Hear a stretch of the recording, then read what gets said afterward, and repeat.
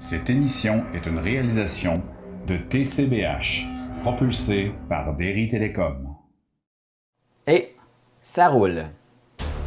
Salut tout le monde, bonne semaine à tous. Aux infos TCBH cette semaine, on va au cœur du convoi à Ottawa et on rencontre une notaire qui nous parle d'un livre qu'elle a écrit. Vous voulez en savoir plus? Alors c'est parti pour vos infos TCBH.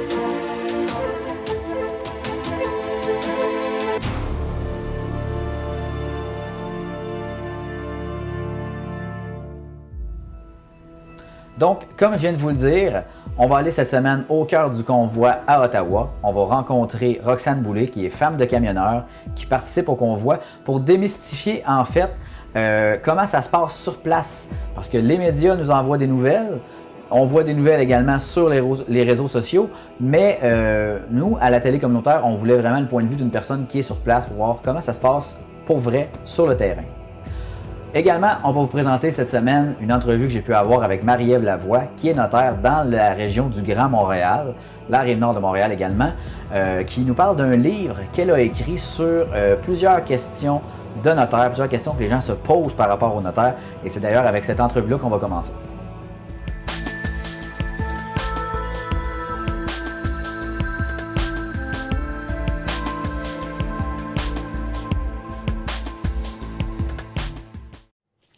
Aujourd'hui à l'émission, je rencontre Maître Marie-Ève Lavoie, qui est notaire, qui publie un livre aux éditions JCL. Bonjour Maître Lavoie.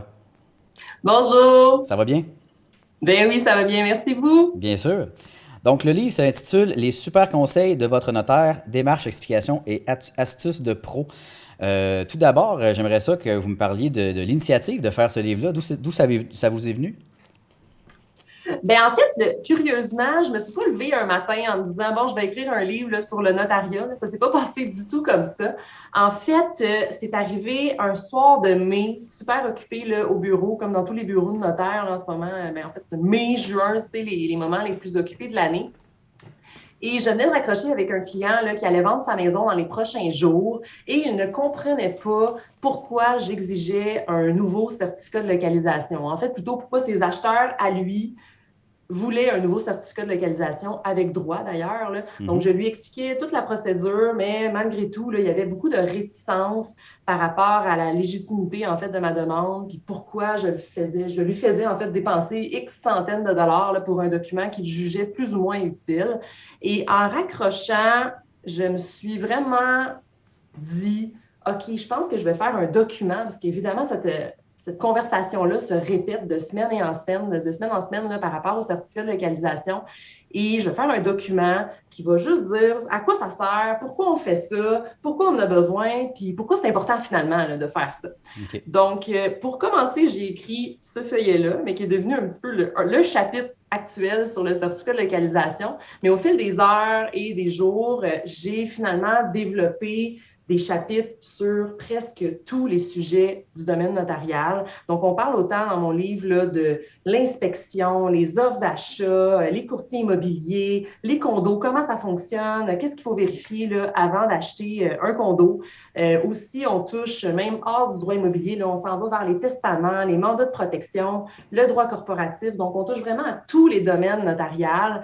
Et je trouvais ça important là, que les gens sachent un petit peu plus là, la profession de notaire, comment ça se passe, puis qu'il y ait des informations avant d'aller chez le notaire sur quoi faire, comment ça va se passer, puis comment se protéger finalement. Parce qu'il n'y a rien qui m'attriste le plus, parce que ça m'arrive encore régulièrement, que dans mon bureau de notaire, il y a un client, là, surtout qui vient d'acheter une maison, puis qui va l'acheter officiellement là, dans quelques jours dans mon bureau et qu'il me dit ah, ben là, avoir su ça avant, notaire, là, je comprenais pas trop ce que je signais, mais j'aurais peut-être pas acheté là, en ayant su que ma maison était en zone inondable, en zone agricole, qu'il n'y avait pas de garantie légale. Bref, les gens ne sont pas nécessairement informés. Puis souvent, quand les gens ils sont dans le bureau de notaire, ben, il est trop tard. Là. Donc, c'est pour ça que, en fait, m'est venue cette idée-là pour aider les gens, les informer, puis aussi donner des conseils, des faits vécus sur tout comment ça fonctionne, là, le droit notarial. OK. Est-ce qu'on y retrouve des anecdotes de clients rencontrés sous le couvert de l'anonymat, j'imagine? Oui, ben oui, bien sûr. En fait, on a changé un petit peu d'éléments. Donc, c'est impossible, bien sûr, d'identifier les gens. C'est des cas vécus. Là, en tout cas, si vous avez lu le livre ou si vous le survolez, vous allez voir que c'est très général là, comme cas vécu. Là. Donc, évidemment, il n'y a pas de nom. Là, ça va de soi. OK. Ce livre-là, c'est un ouvrage de combien de pages environ? À peu près 240 pages. OK. Et le cours de notaire, c'est combien d'heures pour faire un comparatif? Combien d'heures ou combien d'années, en fait? Le cours de notaire, c'est pas mal plus que 100 heures, là, je vous dirais. Là. Donc, en fait, comment ça fonctionne? D'ailleurs, il y a un chapitre là-dessus. Hein, c'est quoi que ça prend pour devenir notaire? Parce que les gens, des fois, ils pensent qu'on est devenu notaire parce qu'on n'a pas réussi notre barreau, qu'on n'a pas réussi à devenir avocat. Fait que, par dépit, je vais aller notaire. Ça fonctionne pas comme ça. Là, en fait, on a le même bac en droit que les avocats. Là, c'est identique. Donc, moi, en fait, tous mes amis à peu près sont avocats parce qu'on étudie ensemble. Et ensuite, nos chemins se séparent. Là. Donc là, on a deux choix après notre bac en droit. Soit on s'en va au barreau ou on fait notre maîtrise en droit notarial. Donc, c'est vraiment la maîtrise en droit notarial, là, c'est un complément au bac. On apprend en fait toutes d'autres choses, tout ce qui va toucher le notariat dans le futur. Donc, on apprend des cours vraiment précis sur le droit fiscal, le droit successoral, le droit immobilier, bien sûr, le droit agricole. Donc, on a des cours vraiment précis par rapport à notre champ d'activité dans le futur. OK. Dans ce livre-là, on parle justement de droit immobilier pour le monsieur, madame, tout le monde.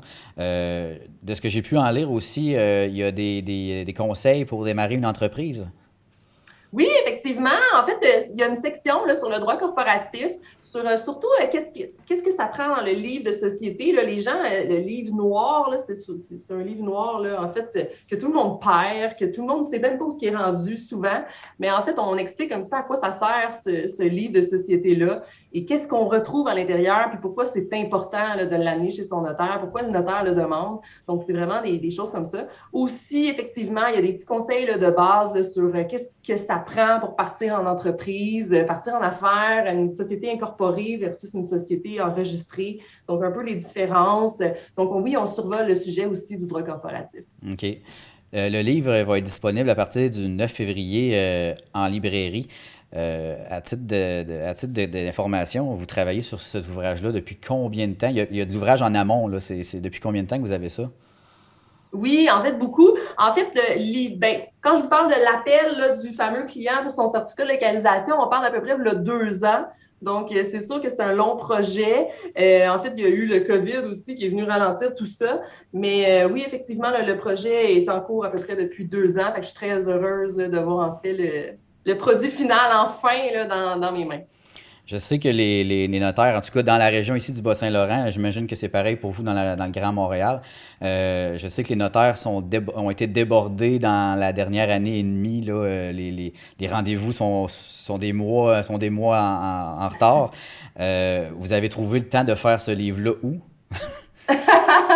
Ça, c'est la question que tout le monde me demande, effectivement, parce que, tu sais, je suis beaucoup impliquée dans ma communauté aussi, là, tu sais, je suis membre d'un conseil d'administration dans un organisme affilié à la Ville de Montréal. J'enseigne aussi à certains moments de l'année. En fait, j'ai 2 enfants aussi, j'ai 2 jeunes enfants, j'ai 2 bureaux de notaire aussi, j'ai fait mon cours de courtier immobilier. Donc, tu sais, je suis vraiment un peu hyperactive, là, version professionnelle, là, on va dire ça comme ça. Donc, je trouve le temps. Écoutez, moi, je coupe sur le sommeil. Comme on dit, j'ai pas besoin de beaucoup de sommeil. Fait que je suis chanceuse pour ça. Là. Donc, oui, je me lève très tôt le matin. Vous avez approché les éditions JCL pour publier cet ouvrage-là. Comment est-ce que vous les avez abordés, puis comment est-ce que l'entente s'est faite? En fait, ils sont géniales. Les éditions JCL m'ont accordé une énorme confiance dont je pourrais jamais assez les remercier pour ça. Là. J'ai vraiment beaucoup apprécié le fait qu'ils m'ont laissé quasi carte blanche là, pour rédiger le livre. Et ça, honnêtement, là, c'est merveilleux quand on est auteur puis qu'on veut faire un petit peu un guide là, pour le grand public dans notre domaine, parce qu'évidemment, il n'y a pas de notaire hein, dans la maison d'édition. Donc, il n'y a personne vraiment qui peut me corriger. Donc là, j'étais comme, OK, je suis pas sûre de mon coup hein, quand je rédige. Donc, effectivement, j'ai été très minutieuse sur tout ce que j'ai écrit dans le livre. Mais effectivement, c'était une superbe collaboration. Ils ont été... En fait, ils ont été super géniaux dans tous leurs commentaires, leurs instructions. Là, honnêtement, je ne regrette vraiment pas mon choix. Puis ça a été un beau partenariat. Et le livre se retrouve en combien d'exemplaires en date d'aujourd'hui, disons? Honnêtement, je n'ai pas le chiffre précis là, du premier tirage. En fait, c'est plusieurs milliers, ça, c'est sûr et certain. Donc, écoutez, je pense que ça se réimprime en cas de besoin au pire. Là. J'espère en arriver là, entre vous et moi. Mais je sais que c'est quelques milliers. Je n'ai pas le chiffre exact. Peut-être 3 000 peut-être. Là, okay. Ça doit ressembler à ça. Là. OK. Donc, je rappelle aux auditeurs, le livre est disponible le 9 février en librairie. On parle de librairie, est-ce qu'on parle Archambault? Est-ce que vous êtes au courant là, des... Oui, il va être partout. Là. Donc, il va être partout dans les grandes surfaces. Là. Normalement, le distributeur va bien faire son travail. Vous êtes dans quelle région, juste pour informer nos auditeurs? En fait, mon bureau, j'ai un bureau à Annecy, dans Montréal, finalement, à Montréal, dans le nord de Montréal, Annecy. Et j'ai aussi un bureau à Blainville, donc dans le nord, là, un petit peu plus. Bon, bien, merci beaucoup, Maître Lavoie. Ça a été très gentil de nous accorder cette entrevue-là pour parler de ce livre-là. Puis je trouve que c'est un ouvrage qui était nécessaire d'en entendre parler, là, et je vais sans doute l'acheter moi-même.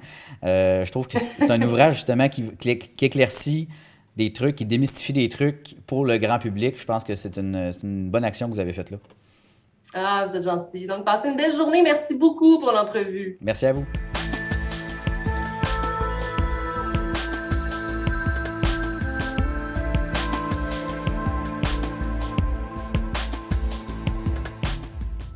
Ça fait le tour pour l'entrevue que j'ai pu réaliser avec Maître Lavoie.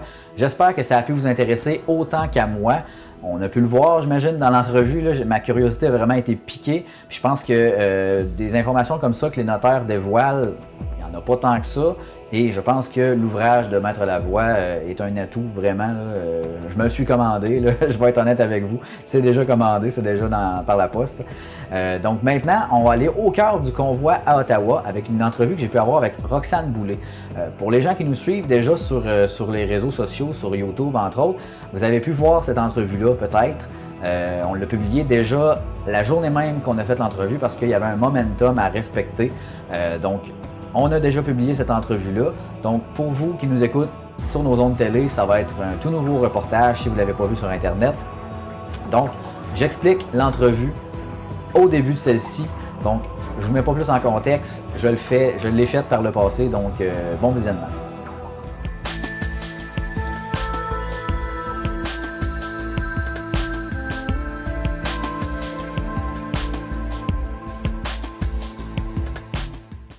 Bonjour tout le monde. Aujourd'hui à l'émission, une entrevue un peu spéciale. On va plonger au cœur du convoi de la liberté 2022 à Ottawa avec une entrevue avec Roxane Boulay, qui est femme de camionneur, qui est participante au convoi. Je tourne cette séquence-ci après avoir fait mon enregistrement avec Roxane pour vous mettre en contexte l'entrevue que vous allez voir. Tout d'abord, premier point, durant l'entrevue, vous allez entendre Roxane tousser à quelques reprises. Je vous le dis tout de suite parce que je ne veux pas que vous faisiez de scénario. Elle n'a pas le COVID. c'est simplement que dans la cabine du camion, l'air est très sec, d'une part. Et deuxièmement, Roxane parle beaucoup. Elle a beaucoup de choses à nous raconter de comment ça se passe là-bas. Donc, c'est normal de manquer de salive à un moment donné. Et en plus de l'air sec, c'est pour ça qu'elle tousse. Deuxième point, vous allez remarquer qu'il y a différents points de vue. Vous allez avoir un point de vue tout d'abord du live Facebook de Roxane, dans le coin de l'image. Vous allez avoir un point de vue que je suis de profil avec ma caméra qui se trouve ici à ma droite. Et finalement, vous allez avoir le plus gros de l'entrevue, le point de vue principal, qui est la webcam qui se trouve devant moi avec laquelle je vous parle en ce moment. La raison pour laquelle il y a 3 points de vue comme ça, c'est que j'ai eu un problème technique au début de l'entrevue. Mon logiciel d'enregistrement n'a pas parti. Donc, pour pallier à ce trou technique-là, je suis allé chercher le son de ma caméra de profil avec l'image au tout début et l'image du live Facebook de Roxane et je les ai mixés ensemble. Donc, vous allez voir, c'est synchronisé. Sur le live Facebook de Roxane, si jamais vous voulez aller le voir en vrai, sur son profil, vous allez voir qu'on ne m'entend pas. Et c'est tout à fait normal, Roxane avait des écouteurs. Donc, le son a été ajouté par après avec la caméra qui se trouve là. Ceci étant dit, je vous souhaite un bon visionnement. Donc, bonjour tout le monde. En fait, on fait une entrevue aujourd'hui avec Roxane Boulay, qui fait partie du convoi à Ottawa. La raison pour laquelle on fait cette entrevue-là, c'est qu'il y a des auditeurs de la TCBH qui nous ont contactés à la télé. Et comme on a un média, bien, eux autres, ils nous ont demandé si on était au fait de ce qui se passait à Ottawa. Et comme on leur a dit, bien, nous autres, on est à Trois-Pistoles, on n'est pas à Ottawa, on ne sait pas comment ça se passe. On peut relancer avec des informations qui sont sur Internet, mais encore à quelque part, ce n'est pas nécessairement fiable. On ne sait pas. Il y a beaucoup de désinformation, il y a beaucoup d'informations qui circulent, que ce soit des gens qui sont présents, il y a une foule de personnes, il y a beaucoup de médias aussi de masse, sans les nommer, qui sont là, qui relancent l'information. Il y a un peu de flou dans tout ça. Et la raison pour laquelle on rencontre Roxane aujourd'hui, c'est justement parce qu'elle est présente sur place puis qu'on veut le point de vue d'une personne qui le vit de l'intérieur. Bonjour Roxane. Bonjour Marc-André. Je vais juste spécifier aux auditeurs qui sont branchés que, je répète encore une fois, vous n'entendrez pas ce que Marc-André dit puisque je l'entends dans mes oreilles, mais vous allez entendre mes réponses. C'est normal que vous le voyez gesticuler, mais qu'il n'y ait pas de son. Donc, pour commencer, pour mettre les auditeurs autant de ton côté que du mien en contexte, j'aimerais ça savoir d'abord d'où vous venez, toi et ton conjoint. Bien, Paul et moi, nous venons de la petite ville de Sainte-Eulalie, une petite ville qui compte même pas 1000 habitants. OK. Puis vous êtes à Ottawa depuis combien de temps, en fait? En fait, on est parti de Sainte-Eulalie vendredi matin. Et puis, on a attrapé le convoi qui était à Drummondville. Et ensuite de ça, on a suivi jusqu'à Van Cleek Hill, en Ontario, pour dormir. Et ensuite, on est entré à Ottawa, finalement, dimanche matin. Il était 7h15. On est entré en douce. On va le dire, on est entré en douce. OK. Puis le camion dans lequel vous êtes, je sais qu'il y en a que c'est des camions de compagnie, il y en a que c'est des camions privés. Vous, c'est comment? C'est-tu le camion à ton conjoint? C'est notre entreprise, Marianne Transport, c'est l'entreprise de mon conjoint. Donc, camion et remorque nous appartient. OK. Donc, c'est nous et la compagnie qui avons décidé de nous déplacer. OK. Donc, c'est de votre chef, là. C'est vous autres qui avez décidé. Puis c'est quoi qui vous a convaincu de partir, de faire le premier pas, justement, puis s'en aller avec le convoi? Je vais être prudente dans mes mots, mais c'est vraiment l'état d'esprit général. On est tanné. On est tanné. Nous, Paul, ça nous affecte directement par la décision du gouvernement fédéral d'imposer le vaccin aux camionneurs. Mon conjoint traversait la frontière pour travailler et il revenait. Il passait 22 km de l'autre côté de la frontière. Là. C'était vraiment pas loin, mais ça prenait ça. Et puis, on n'est pas pour cette façon de faire là dans la vie. Pas supposé de dépendre de quelque chose pour pouvoir travailler. Donc, on a pris la décision de se retirer des États-Unis puis de travailler au Canada, au Québec puis en Ontario principalement. Donc ça, c'est une des premières raisons. Ensuite de ça, on a des petits-enfants et on ne leur souhaite pas un futur comme celui-là. Ça n'a pas de bon sens. Ensuite de ça, je peux pas concevoir que dans le pays dans lequel on soit obligé de faire quelque chose pour vaquer à nos occupations quotidiennes. Autant que pour aller magasiner un nouveau réfrigérateur, que pour acheter des vêtements dans une grande surface. C'est inconcevable ici, dans notre pays, au Canada. Pour mettre les gens en contexte, Roxane et moi, on s'est parlé un peu hors d'onde pour céduler l'entrevue. Et dans cette pré-entrevue-là, si on va appeler ça comme ça, Roxane, tu me parlais justement d'une anecdote d'une petite fille de 3 ans, une histoire en lien avec les masques. J'aimerais ça que tu me racontes cette anecdote-là. OK. Le matin qu'on était à Van Cleek Hill, en fait, on est arrivé le vendredi soir, puis on a déjeuné au restaurant. C'était la première fois depuis 2 ans qu'on mangeait dans un restaurant. Il y avait personne là qui portait un masque, là. Donc, à Van Cleek Hill, on a déjeuné et il y avait une petite famille qui était assise à la table et qui a posé la question à sa mère, tu sais, pourquoi est-ce que personne porte des masques? Elle a à peu près 5 ans parce qu'elle venait de commencer sa première année d'école, donc maternelle. Donc, elle n'a jamais vu le visage de son professeur en entier, comme vous et moi, là, on se voit, là. Elle l'a jamais vu. Ses petits amis non plus, à part s'ils ont triché un tout petit peu, mais à cet âge-là, ils ne trichent pas. Elle n'a rien vu de quelqu'un dans son entièreté. Et là, elle est dans un restaurant où il n'y a pas un masque, et tout le monde rit, parle, interagit, communique. Elle n'a jamais vu ça en dehors de chez elle. Et ça, là, ça m'a tellement fâchée, ça m'a bouleversée. Puis là, j'ai fait, là, une autre raison de plus de me déplacer puis d'aller à Ottawa puis de faire ce qu'il faut pour que ça cesse. Ce n'est pas normal. C'est pas normal qu'un enfant ne connaisse que ça. C'est même inconcevable. Je manque de vocabulaire pour dire que ça n'a pas de sens. C'est quoi les défis que vous avez pu rencontrer jusqu'à maintenant dans votre périple à Ottawa, que ce soit le froid, l'essence, la nourriture, les douches?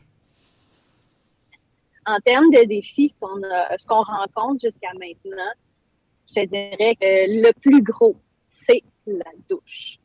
Les hôtels refusent maintenant qu'on loue à notre nom, à nous, pardon, une douche. Si nous voient rentrer avec un sac et qu'on veut louer une douche, une chambre, en fait, ils nous refusent, ils nous disent qu'il n'y a pas de place dans leur hôtel. Aucune place alentour d'où est-ce que je suis. Je ne vais pas faire 30 minutes et 40 minutes à pied à moins 20 avec mon backpack pour aller prendre ma douche parce que je me le retape pour revenir. Je vais avoir froid à peu près. Tu sais, sortir tout de suite après ta douche, pas très, très, très bon pour la santé. Donc, je vous dirais que ça, c'est le premier gros défi. Ensuite de ça, il y a le fait, justement, de toujours respirer le même air dans la cabine. On va l'aérer en ouvrant les portes. On ouvre les fenêtres tellement souvent, de toute façon, pour parler aux gens, que ça, c'est correct au niveau de l'aération. Mais c'est reste la sécheresse que crée le chauffage. Ensuite de ça, la nourriture, on n'en manquera pas pour l'instant. Les gens sont extrêmement généreux. On est touché émotionnellement tellement de fois par jour. Des gens qui ont cuisiné des biscuits, j'ai eu hier des tortillas au poulet avec maillot épicé, des petits raisins, du fromage. Les gens sont tellement attentionnés. J'ai eu une paire de gants tantôt, d'un coup que j'aurais froid, j'ai des gants.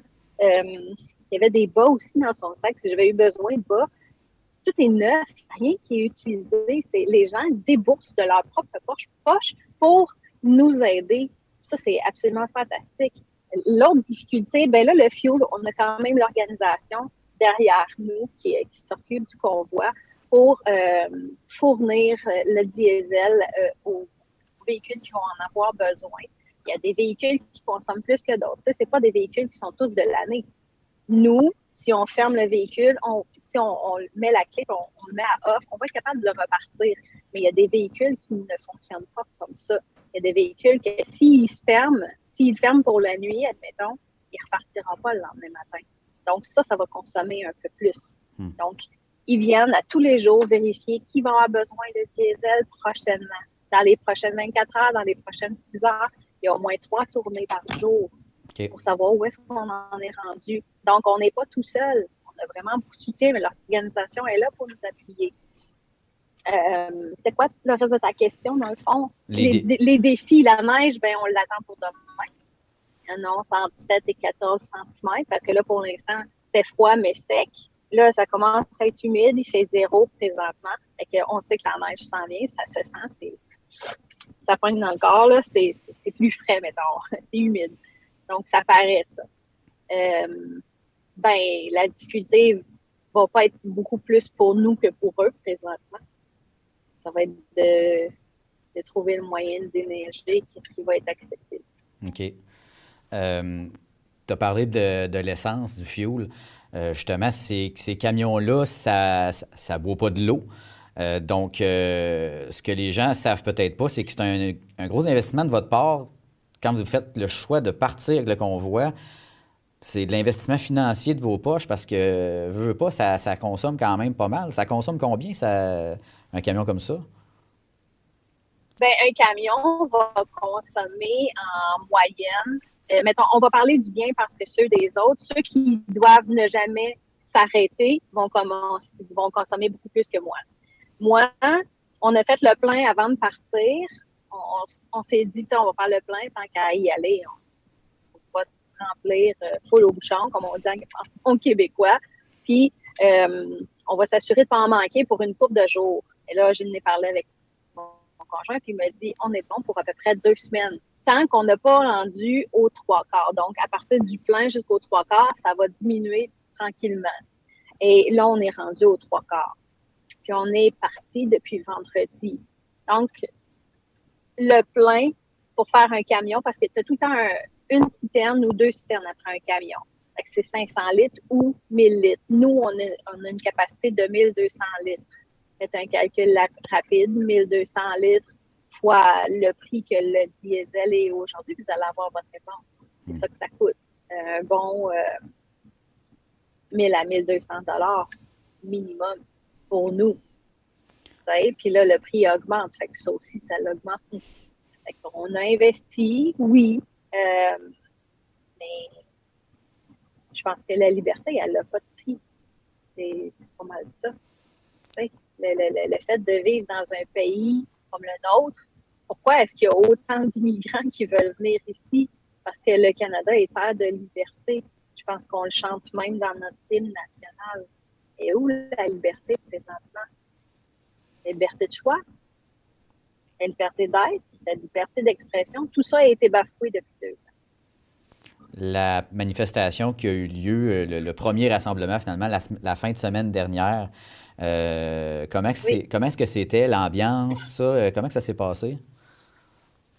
Eh bien, vu que nous, on est arrivés dimanche matin, on a manqué samedi. Mais pour avoir vu des vidéos de personnes qui étaient là le samedi, les gens, de vendredi à samedi à dimanche, parce que dimanche aussi, c'était assez important, la GRC, sur son site, rapporte samedi 1,4 million de personnes et dimanche 2,3 millions de personnes. Ça fait du peuple, ça, là. Si on compte que juste la province de Québec compte une moyenne de 8 millions de personnes, on s'entend-tu que c'est énorme? Mm-hmm. C'est vraiment beaucoup de gens. Beaucoup de gens qui étaient heureux de se retrouver en tant qu'être humain, de parler, de converser. J'ai jamais vu quelque chose dans ce genre-là. C'est comme si la Terre, notre place de terre, notre lopin de terre venait de se réveiller après un long sommeil de 2 ans. C'est inimaginable. Puis il faisait froid en fin de semaine. Ça n'a jamais empêché les gens de se promener, de venir voir les camionneurs au camion, de nous remercier, de nous donner des choses, nous demander si on avait besoin d'autres choses, de s'exprimer. C'est tout ça qui était en fête en fin de semaine. Là, on est plus dans la réalité. On est rendu mercredi. On est plus dans le train-train quotidien, les gens qui vont travailler. Il y en a un petit peu moins qui passent, mais c'est normal. Les gens dans la fin de semaine ne travaillaient pas. J'ai bien hâte de voir la fin de semaine prochaine. Justement, tu parles des gens qui sont là sur place puis qui viennent vous voir. On entend d'ailleurs les camions, que ça commence. Oui, Euh, oui, ben une fois de temps en temps, on est tranquille dans ce coin-ci. Mais que j'ai fini ça, je vais aller régler ce problème-là. On va faire du bruit. euh, je me demandais la situation avec les autorités sur place, les policiers, tout ça, les OPP, entre autres. C'est quoi la relation que vous avez, les camionneurs, envers eux autres? Comment ça se passe? Comment est-ce qu'ils sont avec vous? Mais la relation avec les autorités, ici, il y a deux autorités. Il y a la police de Ottawa, puis il y a les OPP aussi. Et les OPP, c'est un peu comme la Sûreté du Québec chez nous. Okay? C'est le même principe. Il y a tout le temps deux de chaque. Le soir, il y en a un petit peu plus pour éviter justement qu'il y ait une dégradation du semblant de paix qu'on a présentement. Et nous autres, là, avec nos klaxons, là, c'est pas un petit klaxon de voiture. Hein? Il y en a qui ont des horns de train après ça. Il y en a qui ont des gros klaxons, qui ont mis des flûtes là, pour faire du bruit. Il y en a qui les ont déjà, il y en a qui en ont acheté, vous l'entendez là. Le train, il sonne, mais il passe jamais. C'est un peu ma blague du jour parce que je l'entends passer, mais il n'est pas là. Ça va quand même relativement bien. Il y en a un qui est un petit peu plus en avant que nous sur la rue, puis il y a un policier qui vient y parler régulièrement pour savoir comment ça va, tout ça. Puis il se donne des high five, puis des pouces en l'air, puis tout, puis il se jase, là. Fait que ça va très, très bien. C'est parfait. Les gens peuvent continuer d'aller travailler en ce moment. Il n'y a pas d'entrave là, mais ils peuvent continuer d'aller au Parlement. On n'est pas là pour briser la chaîne quotidienne. On est là pour revendiquer que les mandats s'arrêtent. Fait que le but, c'est de rester le plus en paix possible. OK. Et au niveau de l'achalandage des camions là, dans les rues, ça a l'air de quoi, tu sais? Est-ce que toutes les rues sont remplies? Puis vous, dans le fond, vous êtes où là-dedans? Vous êtes à quelle distance du Parlement? C'est comment? Ça a l'air de quoi finalement, physiquement? Ben, physiquement, là, si vous prenez une carte de Ottawa, je ne suis pas descendue jusqu'en bas pour savoir jusqu'où ça allait. Mais le Parlement est situé sur la rue Wellington. Okay? Et nous, on est à l'angle de Lyon et Wellington. Donc, on est comme les derniers sur Wellington. Si on a le Parlement face à nous, on est à sa gauche. Et ça va jusqu'au canal Rideau, toujours sur Wellington. Ça va jusqu'au canal Rideau. Et de l'autre côté, où est-ce que le parc de la Confédération, il y a l'équipe de l'Union fait la force qui est là pour soutenir en partie les camionneurs, etc. et les Premières Nations aussi qui sont en train de s'installer aujourd'hui. Donc, ça, c'est pour la rue Wellington. Fait que c'est de ça à là. Je ne sais pas combien de kilomètres. OK. Faudrait compter. Sérieusement, faudrait compter. Et ensuite, on descend. Il y a les rues Queen, Slater, je ne connais pas les autres, je ne suis pas descendue plus bas. Mais je pourrais vous dire que Ottawa est assiégée. Il y a quelques rues qui débouchent pour aller au Parlement, mais le trajet doit être difficile en Titi, puis il faut passer à travers la ville pour pouvoir arriver quelque part. Mais c'est sûr que tu ne peux pas arriver partout. Tous les coins stratégiques ont été bloqués. Il y a juste nous qui est comme arrivé dimanche au lieu de vendredi et samedi, donc ça fait une différence, mais les gens sont presque tous arrivés vendredi. Et puis, la ville est paralysée. C'est carrément ça. Toute la partie du centre-ville est paralysée. La partie où est-ce que les gens habitent, c'est moins atteint. On est vraiment au niveau du Parlement. C'est là qu'il fallait se rendre, donc c'est là qu'on s'est rendu. Il y a des camions jusqu'en avant du Parlement. Peu importe ce que vous allez entendre ailleurs, ils sont stationnés devant le Parlement. OK. Partout. Tu as mentionné qu'il y a des gens qui sont là pour soutenir les camionneurs.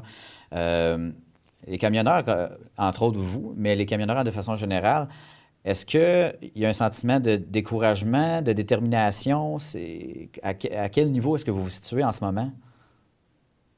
Je vous dirais qu'on a suivi la vague d'amour, de reconnaissance et de bien-être qui a été toute la fin de semaine. Ça nous a vraiment remonté le moral. On avait, écoute, reçoit de l'amour toute la journée. Je me suis sentie comme Céline Dion pendant un bout de temps. Mais c'est que tu te sens vraiment observer dans toutes les sphères. Tu sais, moi, mon pare-brise, il est énorme, là. Ça fait que tout ce que je vais faire dans le camion, les gens vont le voir. Et c'est sûr, j'ai un rideau, là, si j'ai besoin d'un petit peu plus d'intimité, mais dans le jour, on est en avant. Donc, ça a été très, très... de toute façon, dimanche, lundi, on était presque tout le temps en avant, on n'avait pas le choix. Et là, l'énergie recommence à tomber un peu à cause du quotidien. Mais au bout du compte, les gens nous apportent tellement que ça continue toujours. Je dirais que c'est le soutien de tous ces gens-là qui fait que le moral baisse pas, qui fait qu'on est encouragé. Mais ce qui nous a, on va dire, craqué le plus, qu'on attendait justement la sortie de presse de lundi matin de notre premier ministre canadien, eh bien, c'est de voir qu'on allait rester ici pour un petit bout de temps parce qu'il n'y a aucune communication d'établie, puis il ne veut pas en établir non plus.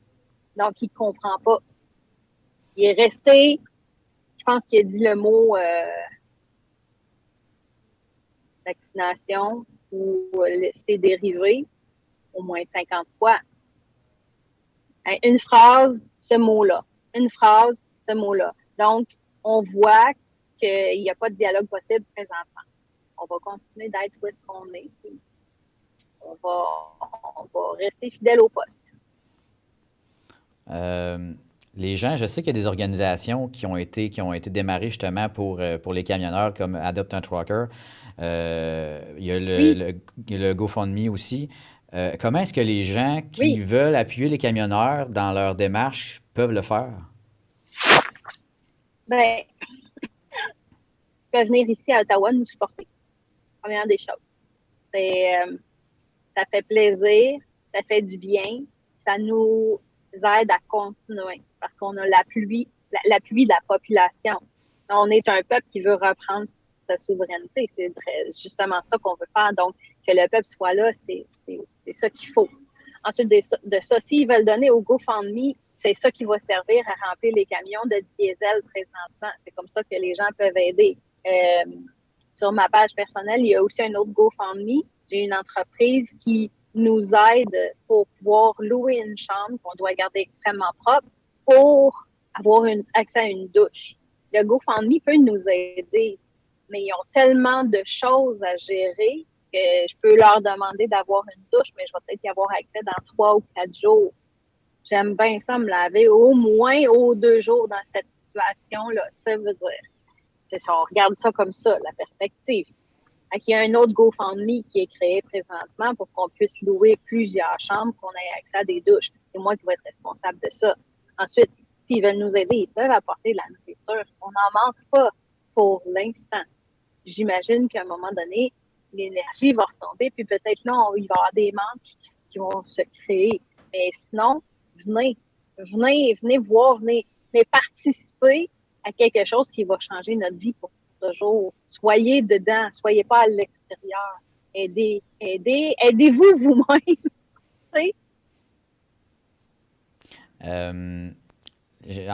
On ne sait pas encore comment la situation va évoluer, ça c'est bien certain. Mais au moment où on se parle, il y a un autre rassemblement qui est peut-être prévu pour la fin de semaine prochaine. De ce qu'on a pu voir sur les réseaux sociaux, justement, là, il y en a qui parlent d'apporter du diesel, de ne pas apporter du diesel directement, mais d'apporter peut-être des canisses vides, je crois, parce qu'il y en a qui mettaient des choses qui n'avaient pas nécessairement rapport dans les canisses, puis ça pouvait poser problème. Est-ce que tu es au courant de cette situation-là? Bien, je sais qu'il y a des camions qui sont très éloignés. Il y en a une ligne d'environ 2 km de camions qui sont vraiment plus loin que nous sur Wellington, qui sont vraiment complètement isolés sur le pont. OK? Donc, ces gens-là ont besoin d'encore plus d'appui parce que les autres sont beaucoup plus démoralisés. Eux autres, il y a moins de gens qui y vont parce qu'ils ne savent pas. Ils ont très bien fait le travail de séparer le convoi. Je parle des autorités ici, là. Ils ont fait leur travail qui était de séparer le convoi. Je ne peux pas leur reprocher, c'était ça leur job. Et nous, notre job, c'est d'assiéger. Donc, c'est sûr que là, ils en ont isolé un bon 2 km, 2 rangées de chaque côté. 2 km de camions fois 4. Juste pour dire comment il peut y avoir de camions là-bas, là. C'est vraiment beaucoup. Donc, il est important de savoir qu'on est tous en train de s'aider. Pardon.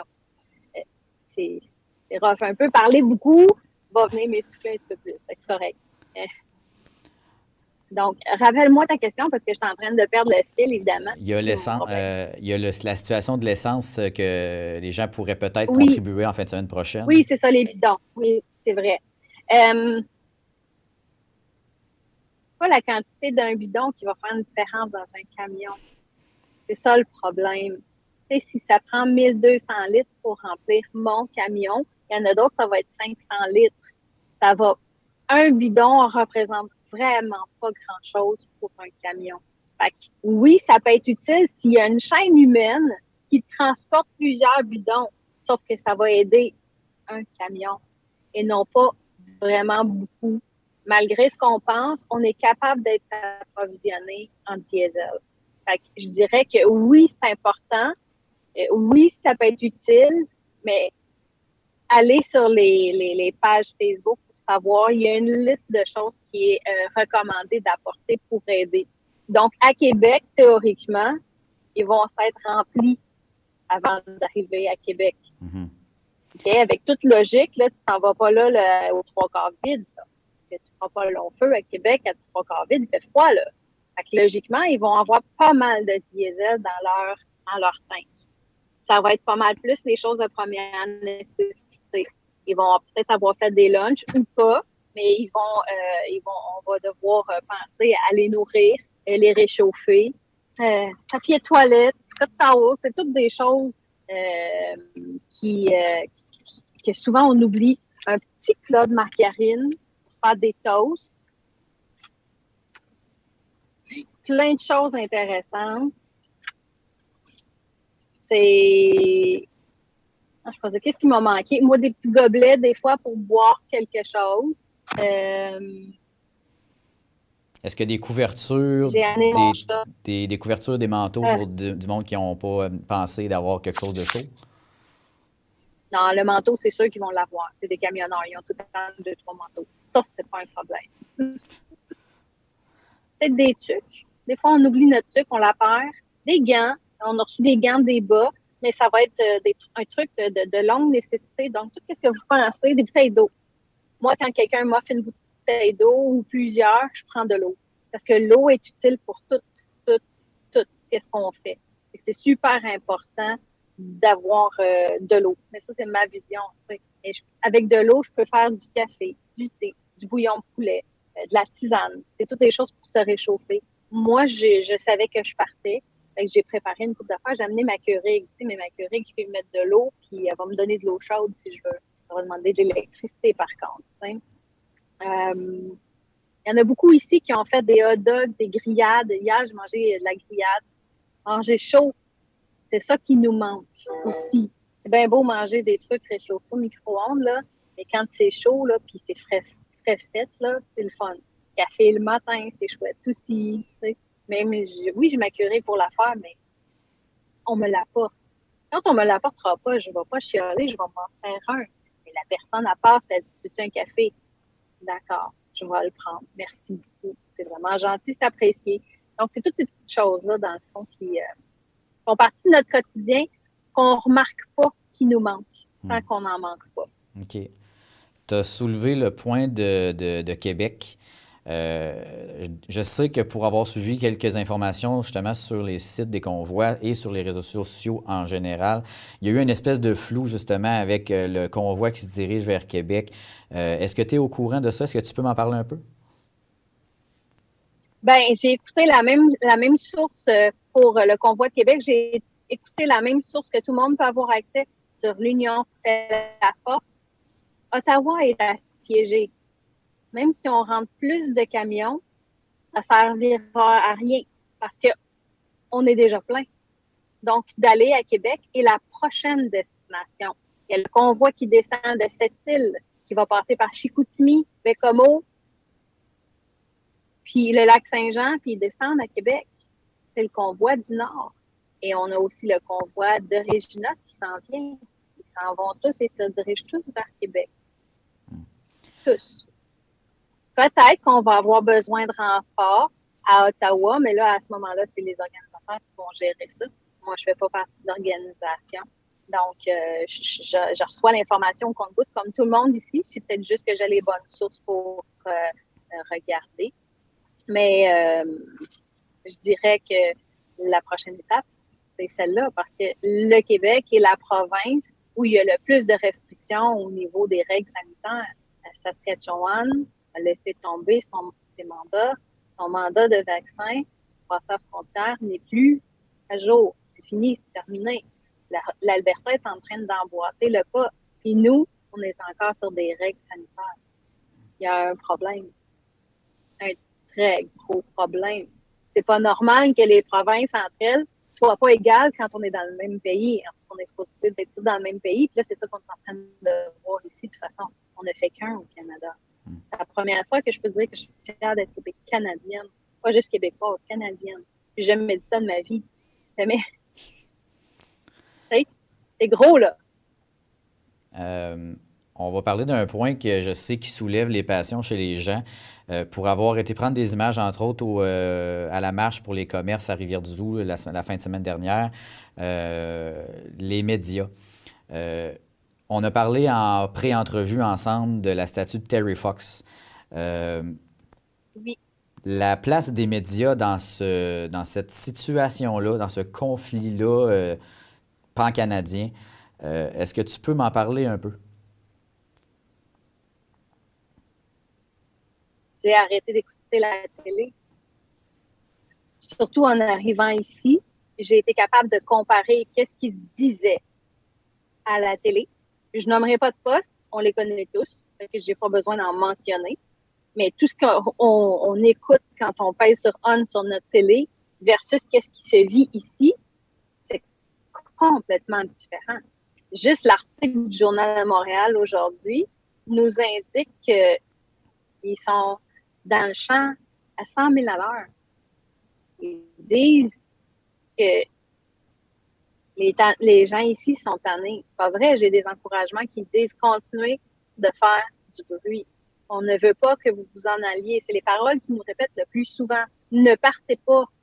Ne nous oubliez pas. Laissez-nous pas tomber. Ça pogne. Ça pogne au cœur, pas à peu près, parce que là, tu te sens comme, OK, faut pas que je m'en aille. Puis, ben, ils sont là aussi pour nous supporter, mais c'est pas ce qui se voit à la télé présentement. De réduire le nombre de personnes qu'on est ici, c'est même impensable de dire ça quand on sait qu'il y a peut-être 4 kilomètres qui est complètement bloqué par des camions, juste sur une rue, puis qu'on descend toutes les rues transversales, puis que c'est bloqué partout, à perte de vue. Comment est-ce qu'on peut dire qu'il reste 50 camions ici à Ottawa? Impossible. Et non, pas plus que 200 personnes non plus. Voyons donc. Donc, il y a un clash énorme entre qu'est-ce qui est dit puis qu'est-ce qui est la réalité. Puis c'est tous ceux qui viennent ici, qui ensuite écoutent la télé, qui s'en rendent compte. Il faut être sur place pour le voir, mais c'est incroyable tout ce qui se passe ici. Donc, ça, c'est la première des choses. Ensuite, qu'est-ce qu'on relate par rapport à la statue de Terry Fox? Je l'ai filmé. Il manque pas une jambe. C'est pratiquement impossible de penser qu'on peut enlever une jambe à une statue en bronze. Pensez-y 2 secondes, là. Première des choses. Je l'ai vue, elle est complète. La statue est très belle, elle est très propre. Puis quand on parle d'un crime contre un monument historique, on parle de juste y toucher en passant. C'est pas du graffiti qui a été fait dessus. Elle a peut-être été salie parce que des clowns dans une manifestation, il y en a tout le temps, ça, on ne se le cachera pas. Peu importe le type de manifestation, il va toujours en avoir. Ils ne font pas partie du convoi, mais ils en profitent. Ça fait partie du deal, mettons, on va dire ça comme ça. On a accroché, en tout cas pas nous, il a été accroché une pancarte.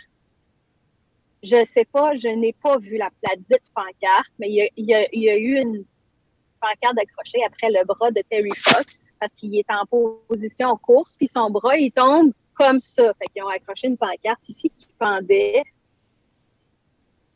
C'est ça le dommage qui a été créé sur cette statue-là, qui en fait, il n'y a aucun dommage dessus. Et pour être sûr qu'il n'y avait aucun dommage dessus, il y a des gens qui étaient sur place qui l'ont tout nettoyé. Elle est clean cut, elle est super belle, il y a même des fleurs à ses pieds. Elle va super bien, la statue. Puis elle est propre, en plus.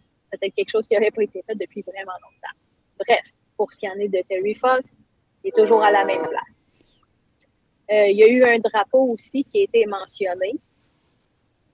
Les chiffres de la GRC concernant les visites de samedi et de dimanche, je vais vous les donner. Ils sont disponibles sur le site de la GRC. Samedi, à Ottawa, il y a eu 1,4 million de personnes sur le site du Parlement et ses alentours. Et dimanche, il y a eu 2,3 millions de personnes sur le site du Parlement à Ottawa. On parle de un petit drapeau. Un seul. Pourquoi est-ce qu'ils n'ont pas montré les gens chanter, et j'en faisais partie, Amazing Grace? Tous ensemble, en chœur, ou l'hymne national du Canada. Tous ensemble, en chœur. Ou encore, Alléluia.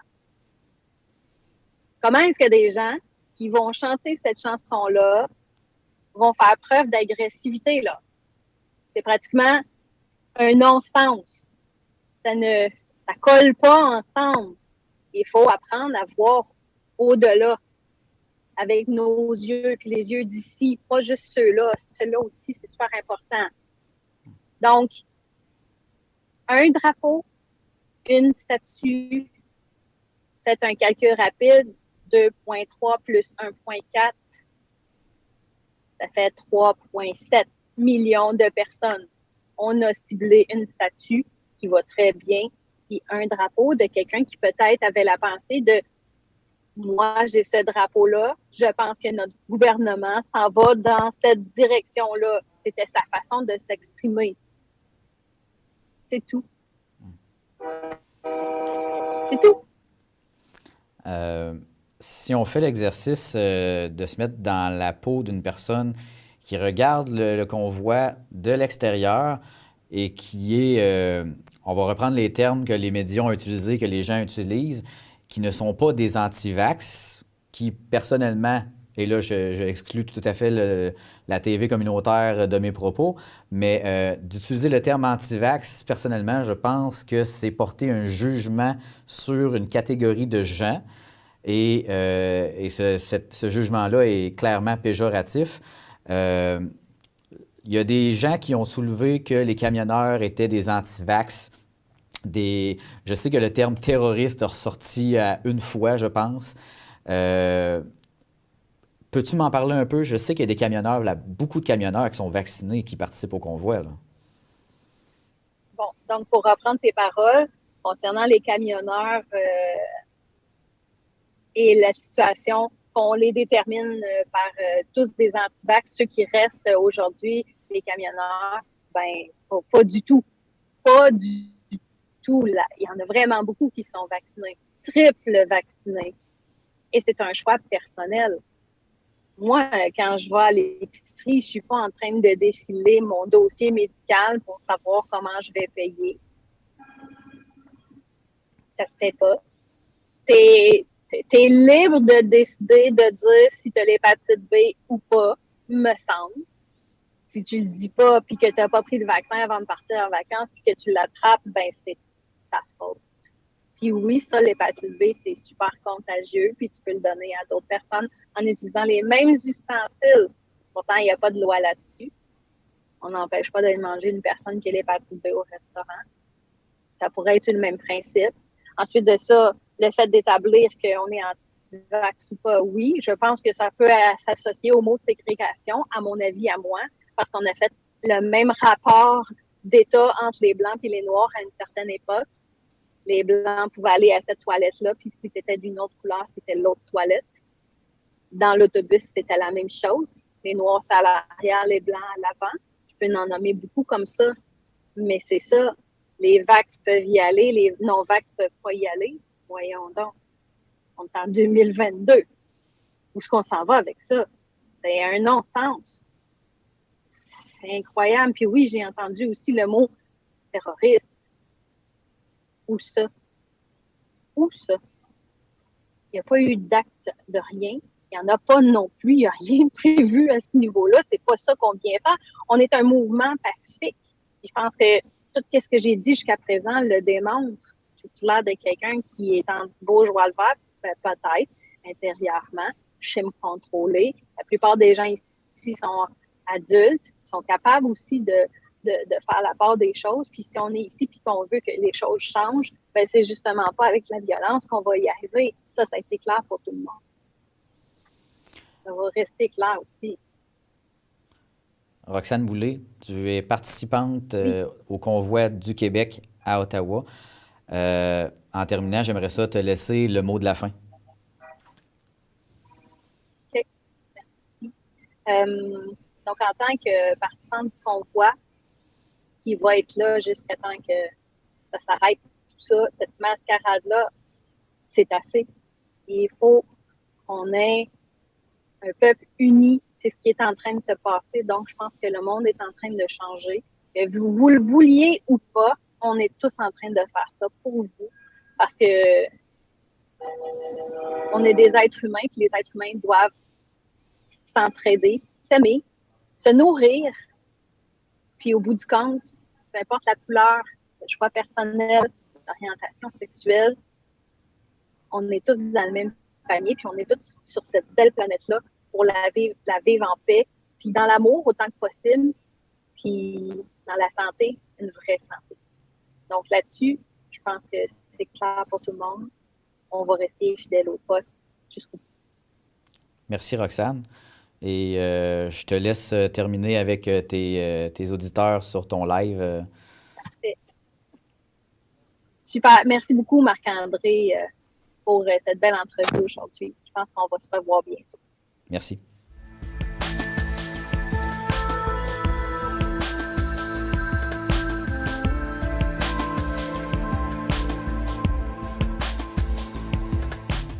C'est la fin de notre émission. J'espère que vous avez apprécié autant l'entrevue avec Maître Lavoie que l'entrevue avec Madame Boulay qui se retrouve à Ottawa.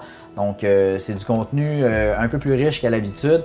Je trouve que d'avoir des entrevues comme ça par Zoom, ça ajoute beaucoup à la télé communautaire. On va vraiment retrouver des gens qui sont sur le terrain, qui sont dans leur bureau, qui sont vraiment... On n'a pas besoin d'attendre que les gens se déplacent au studio. Fait que je trouve que cette méthode-là apporte beaucoup à la télé communautaire. Je ne sais pas ce que vous en pensez. Dites-moi-les en commentaire sous la vidéo sur YouTube ou contactez-nous directement sur tcbh.tv, sur notre page Facebook ainsi que notre chaîne YouTube pour nous en dire un peu plus là-dessus. Si vous avez des questions en même temps, vous pouvez nous les écrire là ou des sujets à nous proposer, bien, on est toujours ouvert aux propositions. Donc sur ce, je vous souhaite une belle semaine puis nous on se retrouve la semaine prochaine pour d'autres infos TCBH.